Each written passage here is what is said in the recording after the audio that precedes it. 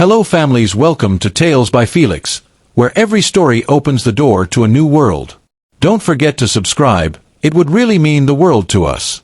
Now, let's begin. The sun in Port Harcourt has a way of making everything look dramatic. The wide roads of Old GRA glistened under the late morning heat, as if waiting for something to happen. And then, with the roar of a powerful engine, something did happen.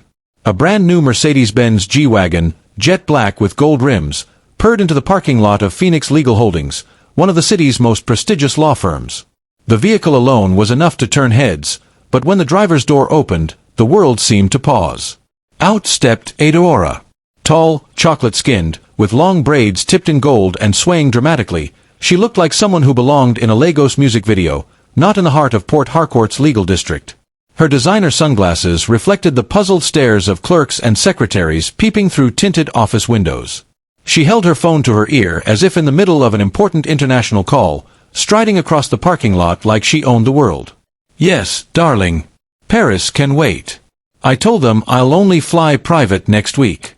Commercial flights are for peasants," she said loudly, just as she crossed the entrance. The receptionist, a young woman named Tiga, froze mid-typing. Aurora brushed past her like a storm, leaving the faint perfume of Yves Saint Laurent trailing behind. "Excuse me, madam," Tiga stammered. "Do you?" Aurora cut her off with a raised hand. "I know where I'm going. Barrister Ketchy's office. Don't waste my time." And with that, she swept up the polished marble staircase, heels clicking like gunshots, leaving the entire reception in stunned silence. The office door of Barrister Ketchy was half open when Aurora burst in, her smile as wide as the Niger Delta. "Ketchy, darling," Aurora sang, holding her car keys high like a trophy. "Have you seen it? My new G-Wagon is here." She dropped dramatically into the leather visitor's chair opposite Ketchy's mahogany desk, crossing her legs like she was posing for a magazine shoot. "It's so much better than that ancient Lexus you drive. Honestly, babe, that car is an insult to your status. How can a woman of your power still be driving that relic?" Aurora smirked, twirling the keys around her finger. The room went quiet except for the faint hum of the air conditioning. Ketchy, dressed in a navy blue suit, didn't even look up immediately. Her pen continued moving across the page, signing off legal documents with practiced precision. Finally, she placed the pen down, lifted her head, and fixed Aurora with a gaze colder than a harmattan morning. The tension thickened. Even the junior associate outside the office could feel it. Aurora leaned back in her chair, unbothered. "Don't worry, love. One day, you'll get yourself a real man. A man who knows how to spoil a woman. Like Chief Obinna." She laughed, throwing her braids back dramatically. For a long moment, Ketchy said nothing. She simply studied Aurora. Everyone in Port Harcourt knew Ketchy. She was the ice queen of the legal world, calm under pressure, ruthless in the courtroom, and utterly unreadable. But in this moment, her silence carried more weight than words.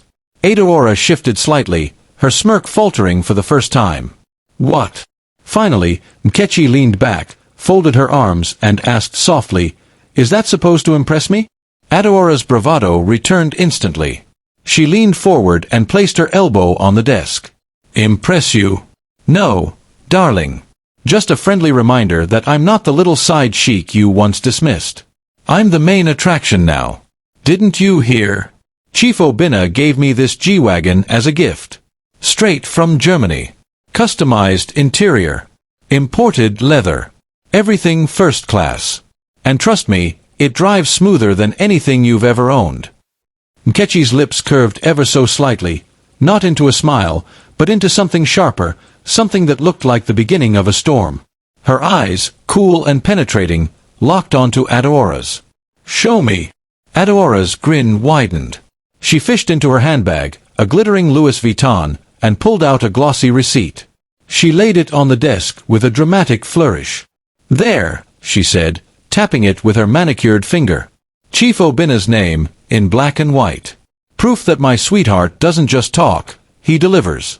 Unlike some men who think paying school fees is the height of romance." The jab was sharp. Everyone knew Obinna was Ketchy's estranged husband. Everyone also knew Edaora had been flaunting her relationship with him around town. Nkechi's eyes dropped to the receipt. She studied it carefully, then looked back up at Edaora. "It's a beautiful car," Nkechi said slowly. "No doubt." Edaora smiled smugly. "Finally, you admit it." "But Edaora," Nkechi continued, her voice calm and deliberate, "did it never occur to you to ask whose name is on the lease agreement?" Edaora blinked. "Excuse me." Nkechi reached into her drawer, pulled out a copy of the original documents, and laid them beside Edaora's receipt. "You see, Chief Obina signed this car under Phoenix Legal Holdings. My firm, meaning that shiny G-Wagon sitting outside, belongs to me." The silence that followed was deafening. Edaora's face drained of color. She picked up the paper, scanning it frantically. "That's impossible. He told me." Nkechi raised a hand, silencing her. "You parade a car that doesn't belong to you. You flash keys to what is essentially stolen property. Edaora, you've just humiliated yourself in front of an entire law firm. Do you realize the gravity of that?" Edaora's lips trembled. She clutched the keys tightly, her confidence unraveling. "But he said it was mine. He said." Nkechi leaned forward, her voice barely above a whisper, yet it carried the weight of a gavel striking in court. "Chief Obina can promise you the moon, Edaora. But in the eyes of the law, that car is mine. Phoenix Legal Holdings owns it. And if you doubt me," she tapped the documents, "try driving it off this premises today. You'll see how far you get." Edaora's eyes flickered, fear breaking through her arrogance for the first time. The keys in her hand suddenly felt heavy, almost poisonous. For the first time since she arrived, Edaora was speechless. The silence in Nkechi's office was thick enough to choke on. Edaora's fingers trembled as she gripped the shiny G-Wagon keys, her nails biting into her palm. The smirk she had paraded so confidently minutes ago had completely vanished. Nkechi stood slowly, walked around her desk, and extended her hand. "Return it." Edaora blinked. "What?" "The keys," Nkechi said evenly. Her eyes, sharp as scalpels, bore into Edaora's. "Return what belongs to my firm." Edaora let out a nervous laugh, desperate to cling to the last scraps of her bravado. "Nkechi, darling, must we do this? It's just a car. Surely we can both shine. There's enough. Don't insult me." Nkechi's voice cut through the air like a blade. "Every second you hold onto those keys, you confirm what everyone already suspects, that you've been parading stolen property." Edaora's chest tightened. She looked down at the keys, then back at Nkechi. But Obina." Nkechi leaned in so close Edaora could smell the faint scent of mint on her breath. "Obina can't save you this time. He signed it under my firm. That G-Wagon isn't yours. It never was." The room was spinning now. Edaora's heart thumped violently. With a shaking hand, she placed the keys in Nkechi's palm. They landed with a metallic clink that sounded, to Edaora, like the closing of a prison door. As Nkechi walked back to her desk, Edaora's eyes filled with tears she refused to let fall. For the first time in her life, she had no comeback. Later that evening, Nkechi's phone buzzed. She was at home, sipping palm wine on her veranda, watching the city lights flicker beyond the mango trees. The caller ID flashed, Chief Obina. She let it ring twice before answering. "Yes." Obina's voice was rushed, panicked, the tone of a man cornered. "Nkechi, please. You didn't have to embarrass Edaora like that. She called me crying. Do you know what that does to my image?" Nkechi smirked, though her voice remained cool. "Your image? You mean the image of a man who gifts women property he doesn't own? The image of a chief who signs legal documents without reading them?" Obina hissed through his teeth. "Nkechi, a beg. Don't make this worse.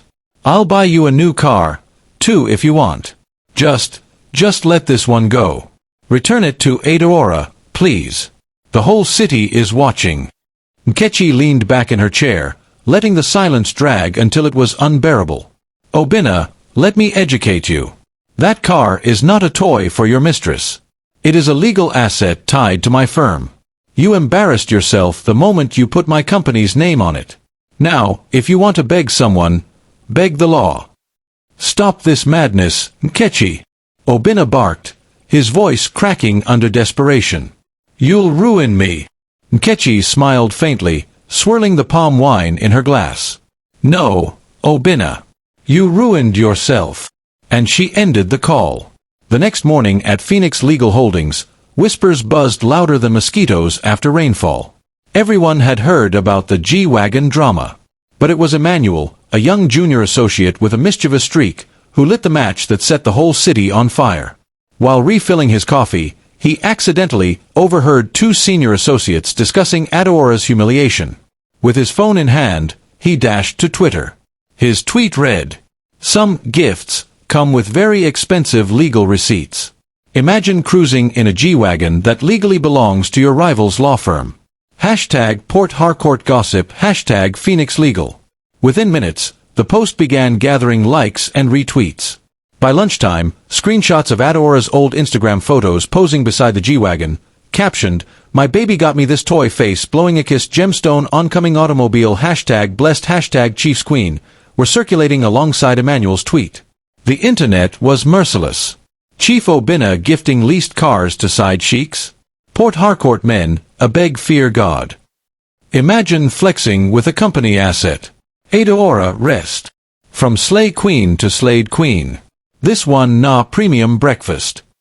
By evening, the scandal was trending in Nigeria. Hashtag Port Harcourt gossip climbed Twitter's trending list, fueled by memes, parody videos, and savage TikToks. One video showed a girl in fake Gucci shades tossing a toy car key while shouting, "My baby got me a G-Wagon." Only for someone to snatch it and yell, "Return company property, thief." The clip gained 200,000 views in less than 3 hours. Instagram gossip blogs feasted on the drama. Pages like Instablog 9ja and Port Harcourt Watch posted side-by-side photos of Adeora posing beside the G-Wagon and Nkechi holding a press file labeled Phoenix Legal Holdings. The captions were brutal. When your rival not only takes your man, but also repossesses your car. Women, shine your eyes, oh.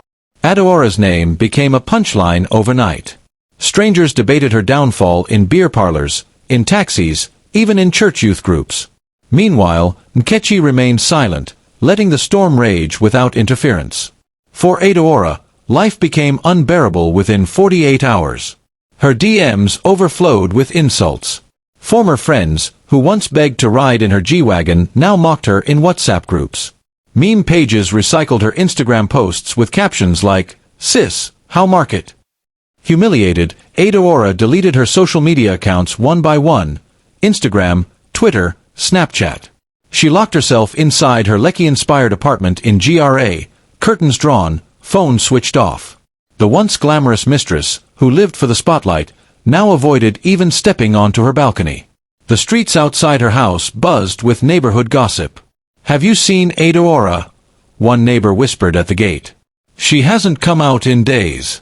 This is what happens when you build your life on another woman's tears. Inside, Adeora sat on her couch, staring blankly at the wall. Her makeup kits lay unopened. Her designer shoes gathered dust. The echo of laughter online still rang in her head. For the first time in years, Adeora tasted the bitter reality of disgrace. And Nkechi. She simply carried on with her life, quietly watching as her enemies destroyed themselves. The office was quiet, except for the faint hum of the AC and the soft shuffle of papers. Nkechi sat at her desk, staring at the G-Wagon documents. The whole city was laughing at Adeora, but Nkechi's instincts told her there was more. She pressed her intercom. "Emmanuel, come in." The young associate stepped in nervously. "Yes, ma." "Get me everything we have on Chief Obinna's financial dealings connected to Phoenix Legal Holdings. Every file. Every lease. Every invoice." Emmanuel blinked. "Ma, do you suspect?" Nkechi's eyes narrowed. "I don't suspect, Emmanuel. I know. A man like Obinna doesn't trip up over just one car. If he signed that lease under my firm, I guarantee there are more irregularities hiding in plain sight." 2 days later, Nkechi sat in the firm's boardroom surrounded by stacks of files and spreadsheets. The numbers didn't add up, millions of naira unaccounted for, payments routed through ghost companies, Invoices for consulting fees that led to nowhere. She tapped her pen against the table, cold satisfaction creeping across her face. So, Obina, you've been siphoning money for years. The G-Wagon scandal wasn't just a humiliation. It was the crack in a dam that was about to burst. Weeks of quiet digging revealed more than Kechi imagined. Offshore accounts in Dubai. Shell companies in Mauritius. Millions of naira disguised under fake contracts. One night, she met secretly with her trusted auditor, Mrs. Boma, in a small cafe off ABA Road. Boma leaned across the table, her voice low. "Barrister, I've traced 3 accounts linked to Chief Obina. 2 in Cayman Islands, 1 in the UAE. These aren't personal. They're under companies that don't exist, on paper at least." Nkechi sipped her cappuccino calmly. "And the money?" Boma slid a folder across. Over 5 billion naira in transfers within the last 3 years. All drained from his construction firm. He's been bleeding investors dry. Nkechi's lips curled in a cold smile. "Excellent. This is no longer about a mistress and a car. This is fraud. Grand fraud." Boma's eyes widened. "What will you do?" Nkechi tapped her nails against the folder. "Expose him. But not yet. A man like Obina must be undone carefully. Piece by piece. He should feel the walls closing in before the collapse." To strengthen her case, Nkechi needed witnesses. So she arranged quiet meetings with Obina's disgruntled employees. One by one, they came. At first hesitant, then emboldened when they realized Nkechi was on their side. "Madam," said Chikwudi, a former project manager, his voice heavy with frustration. "That man hasn't paid us in months. We built the Port Harcourt Mall project, yet our salaries vanished. Any time we asked, he shouted at us to be patient. Meanwhile, he was buying cars for side sheiks." Another, Ngozi, whispered, "He diverted company funds to a hotel project in Lekki. But that hotel, it's in Adeora's name. We all know. Everyone knows." Nkechi's eyes sharpened. She jotted notes carefully. "You're all safe with me. But when the time comes, I'll need your statements. Sworn affidavits. Proof that Obina's empire is built on stolen sweat." The employees exchanged glances, relief flooding their faces. For the first time, they felt someone powerful was listening. Nkechi clasped her file shut. "Don't worry. The day of reckoning is near." Nkechi was no ordinary lawyer. She was a strategist, a woman who understood that in Port Harcourt, raw evidence was only half the battle. Influence, timing, and perception mattered just as much. She began to move quietly, subtly leaking fragments of information. An anonymous envelope sent to the EFCC. A file slipped onto the desk of a rival businessman who hated Obina. A friendly conversation with a journalist she knew from her university days. The city began to buzz again, whispers of corruption swirling around Chief Obina. The same social media that had mocked Adeora now turned its sharp eyes on him. Is Chief Obina's empire collapsing? Rumors say EFCC is sniffing around. All because of that G-Wagon walla. In his mansion, Obina felt the shift. Contracts started stalling. Business partners grew cold. Government officials who once returned his calls now avoided him. Meanwhile, Nkechi remained composed, her public face untouched. She handled cases, attended charity events, and smiled for cameras. Behind the scenes, she tightened the noose. By now, Obina was a man unraveling. One evening, he stormed into Nkechi's office unannounced, his agbada swishing furiously. "Nkechi," he thundered. "What game are you playing? Do you want to destroy me? Do you know who I am?" Nkechi didn't even look up from her desk. "You're a man who thinks he's untouchable. Sit down." "I will not sit," he barked. "You're spreading lies. You're poisoning people against me. All because of one small girl and one small car." Nkechi finally looked up, her gaze like steel. "This isn't about Adeora anymore, Obina. This is about the empire of fraud you've been running. Offshore accounts. Fake companies. Unpaid workers. Did you think I wouldn't find out?" Obina's face twisted. "If you go down this road, Nkechi, you'll regret it. I'll drag your name through the mud. I'll ruin your career." Nkechi stood, calm and deliberate. She walked around the desk and faced him squarely. "Ruin me? Obinna, the evidence I have can bury you 10 times over. Your threats mean nothing. The walls are closing in, and you know it." Obinna's chest heaved. For the first time, he saw it, the inevitability of his downfall. Nkechi leaned close, her voice low but deadly. "You should be afraid, Obinna. Because I don't just want justice. I want you to feel powerless. The way you made others feel." Obinna staggered back, his bravado slipping. For the first time in years, Chief Obinna felt fear. The conference hall at Hotel Presidential was packed. Journalists, rival lawyers, businessmen, even government officials filled the seats. The buzz in the air was electric. Port Harcourt loved a scandal, and word had spread that Barrister Nkechi had called a press conference that would shake the city. Nkechi walked in gracefully, dressed in a cream-colored suit, her hair pulled back in a neat bun. She exuded calm authority, the kind that silenced whispers. Behind her, a projector screen displayed the bold logo of Phoenix Legal Holdings. She stepped to the podium, adjusted the microphone, and began. "Good afternoon, ladies and gentlemen. For weeks, you've all heard rumors. Some dismissed them as gossip. But today, I present the truth." Gasps echoed as she clicked the remote.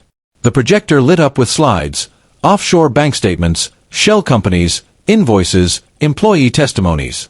For years, Chief Obinna siphoned billions from his companies, funneled through ghost accounts, leaving employees unpaid and investors deceived. Murmurs rippled through the crowd. Nkechi's voice sharpened.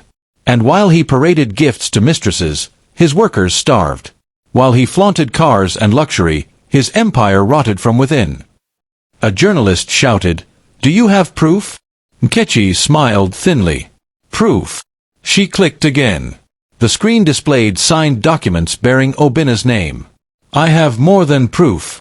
I have irrefutable evidence." Then came the final blow. Effective immediately, Phoenix Legal Holdings has initiated proceedings to acquire and restructure the legitimate branches of his empire. To protect the workers. To protect the investors.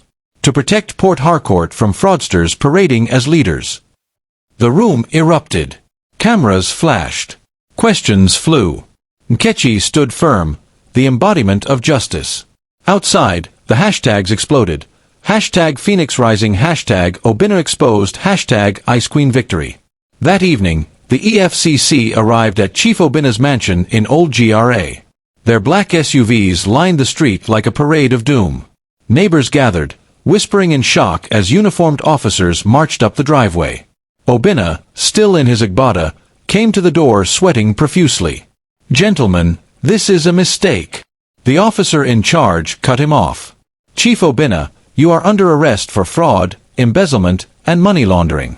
You have the right to remain silent." "No, no, no!" Obinna shouted, struggling as handcuffs clicked around his wrists. "I am a respected man. I am Chief Obinna. You can't." But the cameras were already rolling. Journalists, tipped off by Nkechi's quiet channels, captured every moment.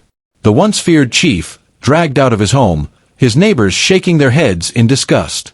On Twitter, the clips went viral within minutes. From chief to prisoner. Just like that. This is what happens when you build your empire on lies.